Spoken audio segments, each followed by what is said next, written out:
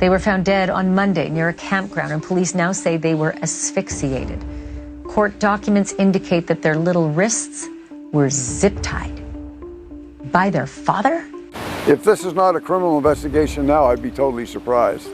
If somebody is successful in the test, then not that they're being eliminated, but they'll spend more time on people that are not successful. Not passing the test doesn't mean you're guilty or you're involved. It simply means that there's some issue there, maybe some knowledge, guilty knowledge.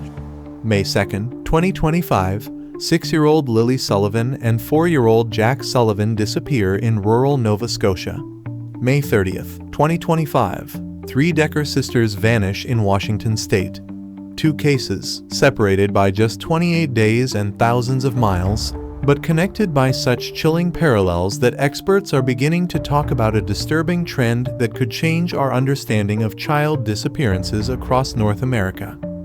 What happened in late May 2025 in the quiet town of Wenatchee, Washington, forever changed the lives of thousands of people and launched one of the largest manhunts in modern US history.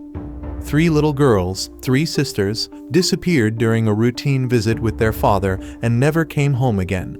But the most terrifying part of this story is that their own father became the prime suspect in their murder, and then vanished without a trace into the wilderness of the Cascade Mountains, becoming a ghost that all the power of American law enforcement cannot catch.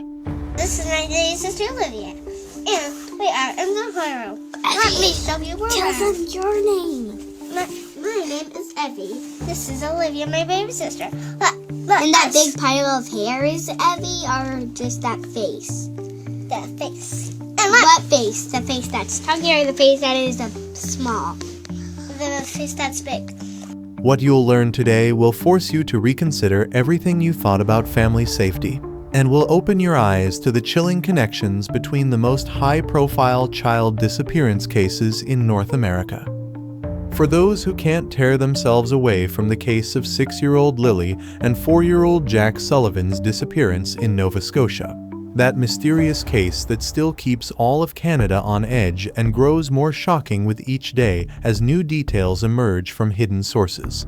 The story of the Decker sisters will become the key to understanding the horrifying patterns that connect these tragedies. As we dive into this devastating story together, I want you to be part of our community that's following these critical cases. Friends, while you're watching this story unfold, please write in the comments what time of day you're viewing this video and what city you're watching from. This helps me understand when it's best to share these critical stories. Please be sure to hit the subscribe button and turn on notifications. Peyton, Evelyn, and Olivia's story needs to be heard by as many people as possible. Your subscription could help prevent similar tragedies. And please, share this video on your social media platforms. A simple share might help someone recognize the warning signs and save a child's life.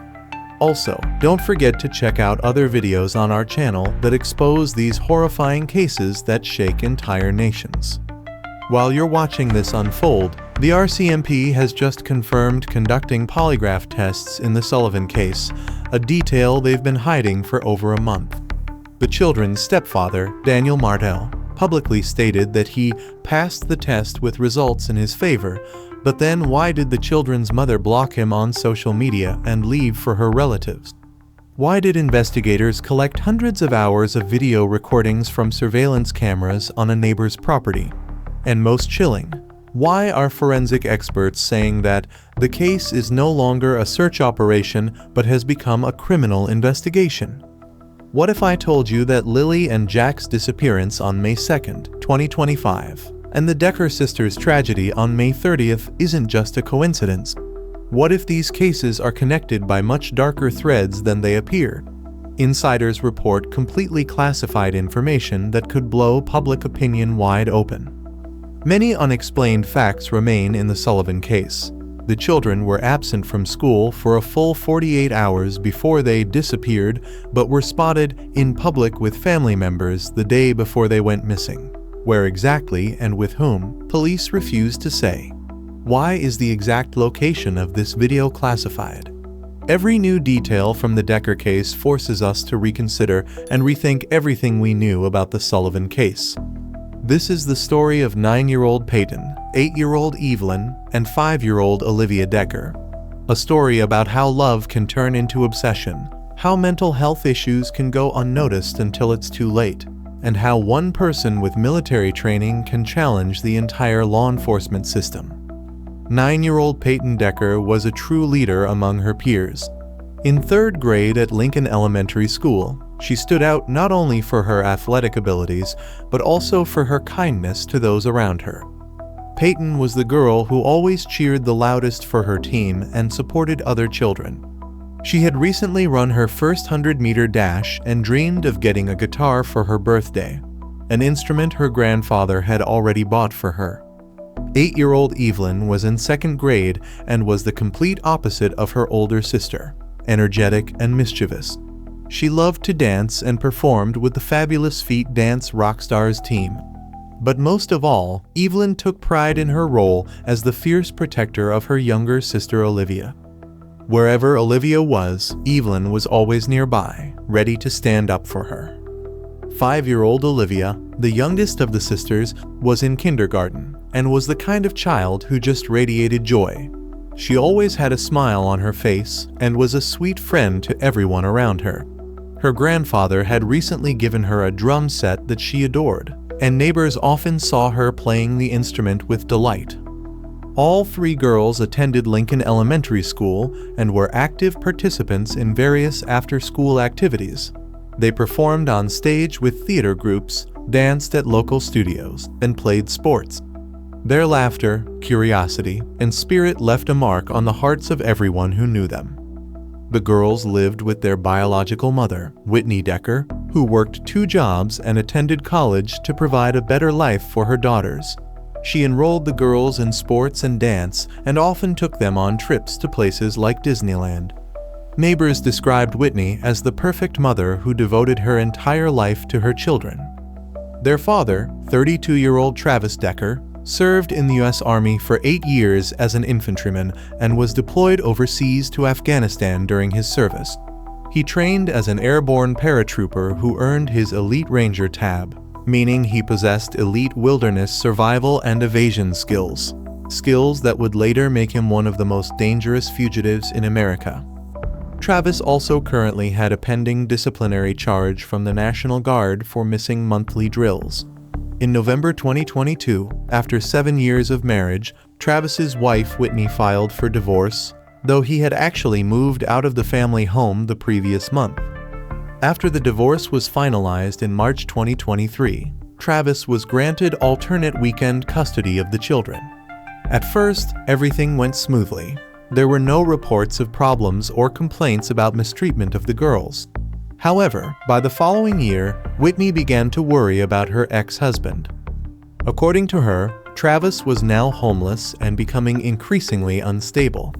This made the mother fear for her daughter's emotional well-being. So in September 2024, she filed with the court to modify their custody agreement. In her filing, Whitney listed multiple disturbing incidents. Back in August 2023, Travis had declined his regularly scheduled weekend visits with his daughters. Around this time, the girls would say they often felt like they were walking on eggshells when they were with him. A few months later, in December 2023, Olivia called her mother via FaceTime while in her father's care. The little girl was crying uncontrollably in clear distress, but Travis was nowhere to be seen. When her sister Peyton went to find Travis, who was outside walking his dogs, he told Whitney that the girls had been at a gym unsupervised, and Olivia was playing on exercise equipment when her fingers got caught. While he was talking, both Olivia and Peyton were still crying, but Travis was doing nothing to comfort them. Then, in July 2024, the father arrived at Whitney's house hours late after hitchhiking there and asked her if he could stay in her basement. There was another occasion when he entered her home uninvited and began yelling at his children. But the biggest thing that made Whitney demand that Travis no longer keep their daughters overnight was when she found out about their sleeping arrangements. During the time Travis had been staying at a military facility, He had actually told Whitney that he was living in his RV, and that's where the girls stayed.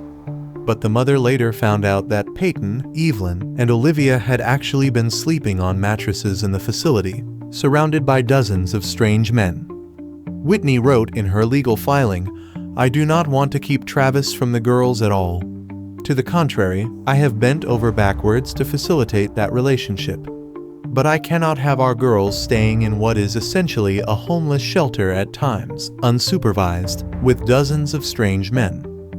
Whitney alleged that her ex-husband was suffering from borderline personality disorder, though she did not believe he was taking medication for it at the time. He was also dealing with PTSD from his military service. After Whitney made this custody request to the courts, they decided to revise Travis's visitation rights to day visits only. However, these wouldn't be supervised visits as Whitney had hoped. Travis was required to get a psychological evaluation and go to counseling, neither of which he would do. Then he refused to sign the custody agreement altogether. So as of May 2025, Travis was allowed to see his children every other weekend on Fridays, Saturdays, and Sundays, but never overnight. These visits were required to take place in the local area. On the afternoon of Friday, May 30th, 2025, Peyton, Evelyn, and Olivia went for a scheduled visit with their father. It was only supposed to last 3 hours, but once that time had passed and Travis hadn't shown up, Whitney began to worry. By now, it was 8 o'clock, and the father wasn't supposed to have his daughters overnight. So at 8:45 p.m., Whitney contacted police and told them that her ex hadn't returned their children as required by their custody agreement. She also said that their relationship had become quite hostile lately due to Travis' lack of housing. However, he had never done anything like that before. The girls had seemed to have a good relationship with their father and appeared to enjoy spending time with him. When the mother had handed her daughters off to Travis earlier that day around 5 p.m., she said there were no issues. However, he was a bit quieter than usual. She figured this was just because he was extra stressed lately. Not only did Travis not have a stable place to live, but he also had financial burdens and had recently been talking about getting rid of his beloved dog, something that deeply troubled him since the dog was one of the few positive things left in his life. What Whitney didn't know was that 4 days before her daughter's disappearance, on May 26th, Travis had made a series of disturbing internet searches. According to federal investigators, Travis searched for information about how to move to Canada and find work there. His search queries included how to find a job in Canada, how to move to Canada, and how does a person move to Canada. These searches are now being viewed as evidence that Travis was planning his escape in advance. Now, here's something that will make your blood run cold. The connections between these cases go deeper than coincidence. If this story has shaken you as much as it's shaken me, then you understand why this information needs to reach as many people as possible. Please share this video with your friends and family on social media. The terrifying patterns linking the Decker and Sullivan cases might be the key to understanding something much bigger and more dangerous. Your share could help someone recognize the warning signs in their own community, or provide investigators with crucial information they're missing. Every share brings us closer to preventing the next tragedy. A chilling detail, these searches about moving to Canada were happening at the exact time when the drama of Lily and Jack Sullivan's disappearance was unfolding in Nova Scotia. Was this a coincidence, or was Travis following Canadian news, studying how child disappearance investigations are conducted there? This question still haunts investigators. The day after their mother reported them missing, on Saturday, May 31st, police put out an alert asking the public for their assistance in locating Travis and the 3 girls. While the girls' disappearances did not meet the criteria for an Amber Alert to be sent out, an Endangered Missing Persons Alert was issued by Washington State Patrol. Apparently, the Amber Alert hadn't gone out as authorities didn't believe that the children were in imminent danger at the time. This was likely since Whitney had told them that Travis had never done anything like this previously, and he'd never been violent towards his daughters in the past. Police discovered that while Travis's phone had been shut off, automatic license plate readers spotted him heading north out of Wenatchee in his white pickup truck around 6 p.m. on Friday. Whitney also took to Facebook, asking for help in locating her girls, along with posting pictures of them and Travis.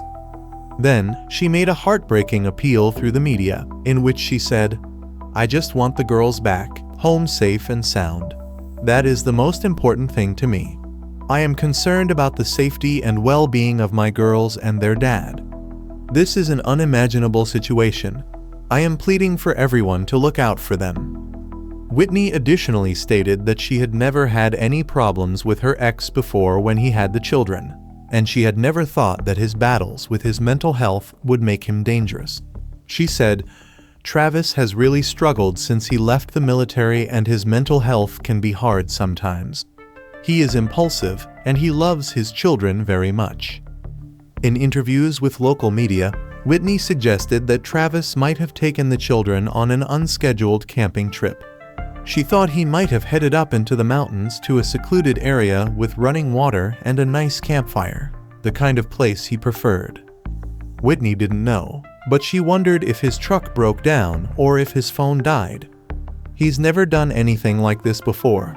He's always very responsive if there's any deviation to the parenting plan that's necessary, so this was really unexpected. When asked what she wanted to say to them and to the girls, Whitney replied, "I just love them so much and I hope they're safe. I hope that their dad is safe. And then I just hope that he realizes that he can bring them home and that we can figure out anything else after this." Authorities soon found that Travis had been in the area west of Leavenworth on Saturday, so they began searching the wooded areas around that town, but had no luck in locating the girls or their father. Then, just a couple of days later, around 5 p.m. on June 2nd, the Endangered Missing Persons Alert was canceled. No other information was revealed until the following day, and when it was what everyone had feared. Police stated that Peyton, Evelyn, and Olivia had all been found deceased at a remote campground about 18 miles west of Leavenworth. All three had been discovered with plastic bags over their heads, and authorities said they believed they had died from asphyxiation. The girls, who were found wearing the same outfits they had been wearing on Friday, had their wrists zip-tied or showed signs that they had previously been tied. Additionally, more plastic bags and zip ties were located nearby. The girls were found after a deputy located Travis's truck close to the campground. As they began to search the area, they quickly came across the bodies of the three sisters down a small embankment about 75 to 100 yards away from Travis's vehicle. At the campsite that was close by, a tent and a cooler had been left, like someone had recently been staying there.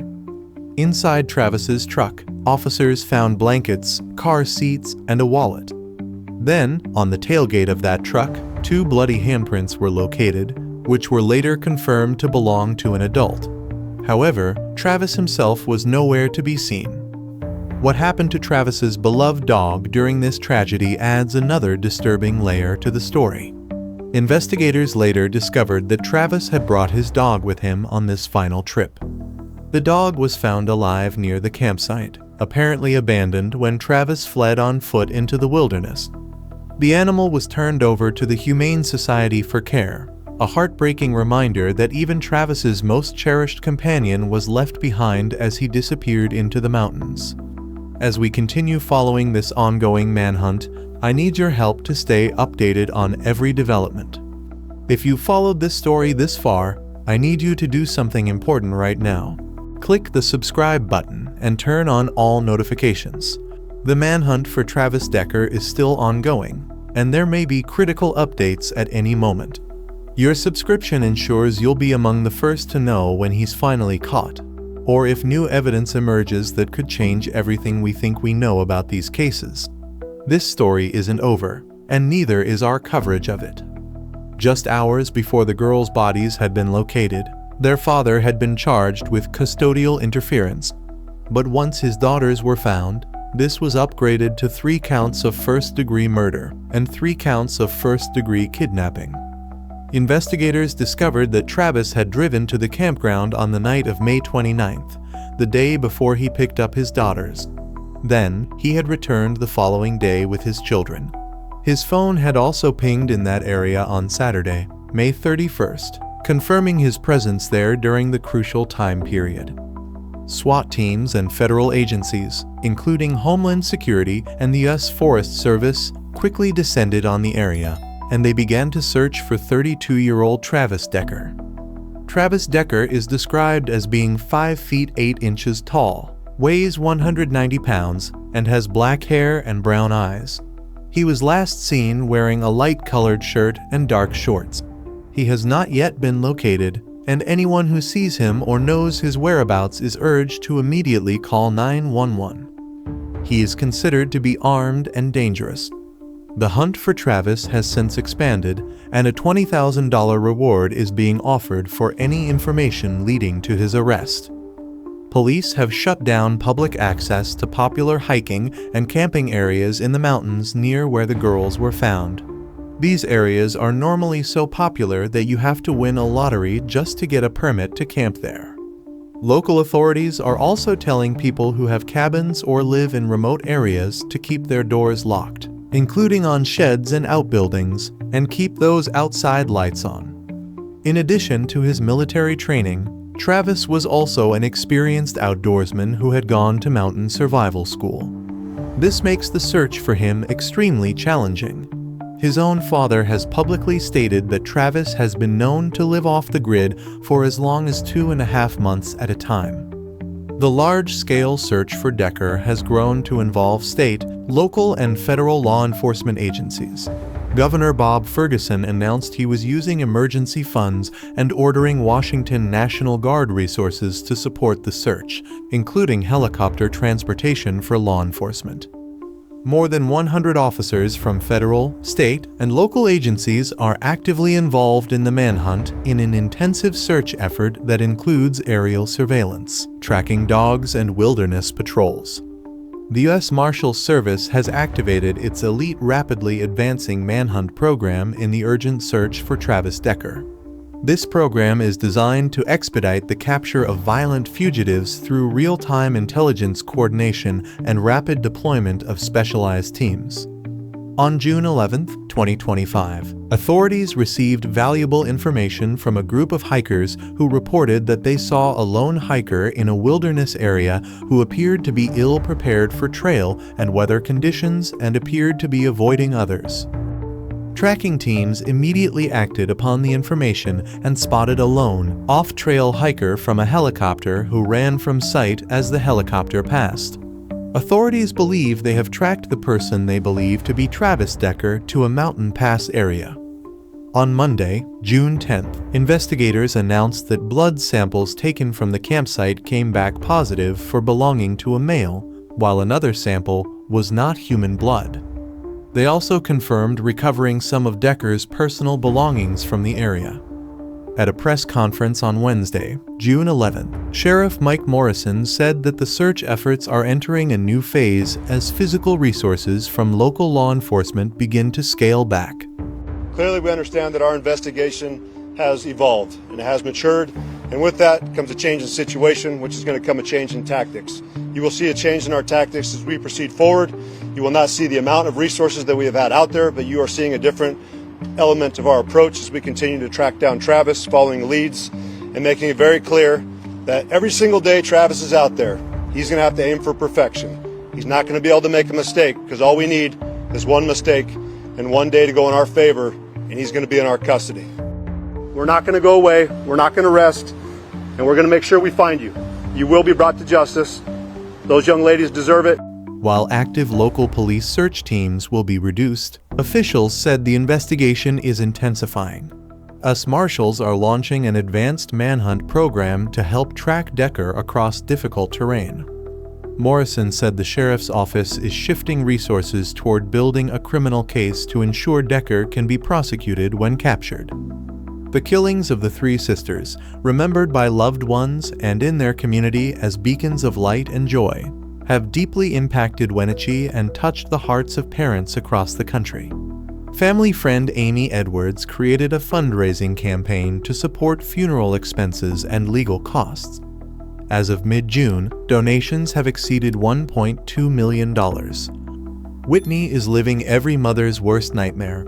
The hole in her heart is immeasurable. There are no words that can capture the weight of this loss. Right now, she is surrounded by friends, family, and neighbors doing everything they can to hold her up, Amy Edwards said in a statement. But here's what makes this story even more sinister. While Travis Decker is hiding in the American mountains, the Lily and Jack Sullivan case in Canada remains unsolved, and each day brings new shocking revelations. Recent reports confirm that the RCMP conducted polygraph tests on 54 people, including close family members of the children. Stepfather Daniel Mardell stated that he passed the test with results in his favor, but questions remain about why the children's mother blocked him on social media immediately after the disappearance and left for her relatives. Insiders continue to report disturbing details that police are keeping from the public. Investigators collected hundreds of hours of video recordings from surveillance cameras on a neighbor's property. What did these recordings from late April to early May show? And most importantly, what evidence caused former Detective Jim Hoskins to publicly state that this is no longer a search operation, but a criminal investigation? Experts on missing children are beginning to talk about a disturbing trend. Two cases that occurred a month apart in neighboring countries, both involving the disappearance of children from families where parents had recently separated or had relationship problems. In the Sullivan case, a stepfather and mother who suddenly became hostile toward each other after the disappearance. In the Decker case, a former military man with mental health issues and his divorced wife. Coincidence? Or are we dealing with something bigger? Criminologist Michael Arntfield from Western University said about the Sullivan case, "This case, when you overlay it on 100 other missing children cases, it just doesn't add up at many levels." Former homicide investigator Steve Ryan added, "The story that the parents provided to police, that they woke up and the kids were gone, leaves a very gaping hole in this investigation." But the most chilling question remains unanswered. If Travis Decker is capable of such cold-blooded murder of his own children, then what's happening to other missing children across North America? The Sullivan case may be just the tip of the iceberg, and what we learn about Decker's methods, his planning and motives, may finally shed light on the darkest secrets of child disappearances. While in Canada, police refused to reveal what those fateful video recordings from May 1st showed, when Lily and Jack were spotted in public with family members, in the US, the hunt continues for a man who may hold the keys to understanding how family tragedies turn into national nightmares. And every day that Travis Decker remains free, and Lily and Jack are not found, parents across the continent ask themselves the same question: who can you trust if you can't even trust those closest to you? This tragic story reminds us that danger can lurk in the closest relationships, and that signs of trouble are not always obvious until it's too late. 3 little girls paid the ultimate price for the system's failure to protect them from the person they trusted most, their own father. The story of the Decker sisters will forever change how we look at missing children cases, and may become the key to solving other mysterious disappearances that still terrify parents across the continent. Because if Travis Decker is still out there in the mountains, then who knows what else he's capable of? And how many more families could suffer until this ghost is caught? As we reach the end of this heartbreaking story, I want to leave you with an important message. The story of Peyton, Evelyn, and Olivia Decker reminds us that we cannot stay silent when children are in danger. Today, Travis Decker remains free, Lily and Jack Sullivan are still missing, and countless other children across North America may be suffering in silence. By subscribing to this channel, sharing these stories, and staying vigilant in your own communities, you become part of the solution. Remember, one phone call, one shared video, one moment of courage could save a child's life. Don't let these sisters' story end in vain.